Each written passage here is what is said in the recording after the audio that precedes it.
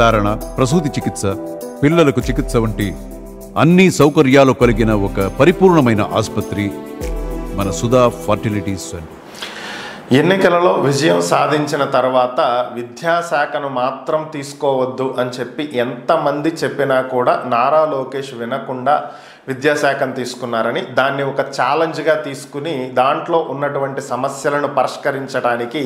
ఆయన ప్రయత్నం చేస్తున్నారని, అయితే ప్రభుత్వం ఏర్పడి 2 నెలలు దాటిపోయినప్పటికీ కూడా ఇంకా సమస్యలు పరిష్కారం కావట్లేదని ఉపాధ్యాయులు, ఉపాధ్యాయ సంఘాలు గగ్గోలు పెడుతున్నటువంటి నేపథ్యంలో కొంత సమయం కావాలని, రాష్ట్రంలో ఎన్నో సమస్యలు ఉన్నాయని, ఒక్కసారి మీరు సచివాలయానికి వచ్చి చూస్తే చంద్రబాబు ఎన్ని సమస్యల మీద చర్చిస్తున్నారో, ఎన్ని సమస్యలను పరిష్కరించేటువంటి ప్రయత్నం చేస్తున్నారనేది తెలిసేటువంటి అవకాశం ఉంటుందని, కాబట్టి